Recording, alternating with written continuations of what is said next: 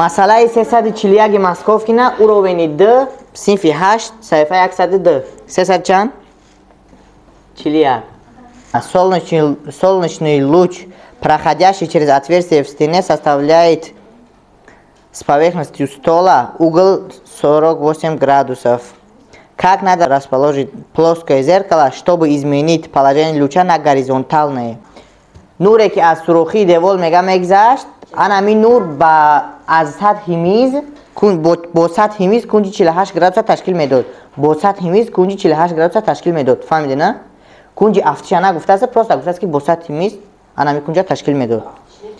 میگه چی طور باید آینه هموار رو جای دهیم که بعد از انمو انعکاس نور شود افقی بروه.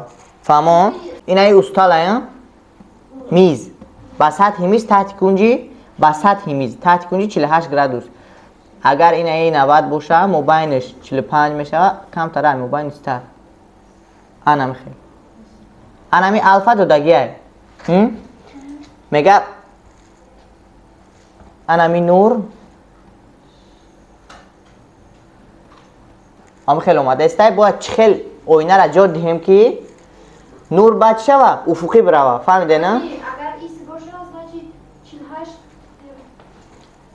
و زمین را فهمیده نه؟ چخیل باید بروه نور.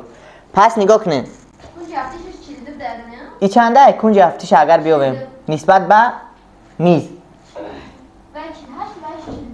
این میشه که 90 مینوس الفا 42 ها انا که انا کنج چند میشه؟ انا کنج چند میشه؟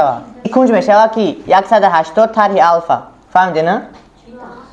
132 اوکی نمی همه 180 کشید این میشه که 180 طرح الفا. فهمو؟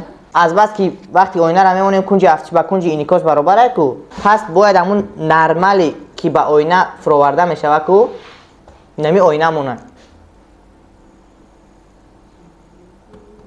انمی آینه انم خیلی میگذاریم نرمالی که با آینه فروورده میشه باید انمی کنج چی را تقسیم ده کنه؟ انمی پی مینوس الفا را تقسیم ده کنه. فهمیده نه؟ برای که باید این کنج با کنج برابر شوه کو. فهمو؟ این کنج باید با کنج برابر شوه کو برای که برابر شوه ما باید تقسیم دش کنیم. فهمو؟ نگاه کن این همی افتید با هم خیلی میروه این نرمال این کنج الفا که باشه یه هم الفا میشه و آینه ده همین جمع هم خیلی ایجا یکم مثال 132 تقسیم 2 چند میشه؟ 66 میشه. 66 ایجا 66 کشید ایجا هم باید 66 شوه. فهمیدیم؟ انا اکنون ایجا چی میگه؟ میگه که آینه را چی طور مونیم؟ یکم کنج چند نمیویم یکم کنجی که آینه جایگیر است. فرض کردیم که این ایجا را میویم یکم کنجی خودمون اشاره میکنیم گاما میویمش. این گاما هست این چنده؟ این هم گاما فهمیده نه؟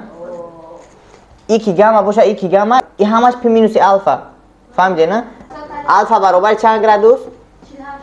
48 درجه. ما باید یکم فرض کردیم که گاما را باید بیاویم می نویسیم که پی طرح الفا پی نه 180 گرادوس. ای بچه نگاه کن اینمی همش 180 هسته امی 180 اینمی الفا را بگیریم این اینجا وصل میشه تمام. انمی پی مینوس الفا یعنی 132 این اینجا جمع دو گاما بچه برابر میشه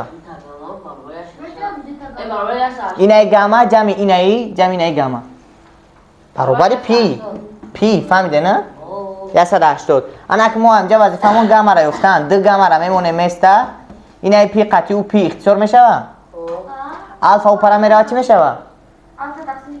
الفا میشه گاما برابر میشه با الفا تقسیم 2. فهمیدی نه؟ یعنی باید 24 گرادوس نسبت به افق بمونیمش که شوه الان خیلی انعکاس بشه افقان. فهمو؟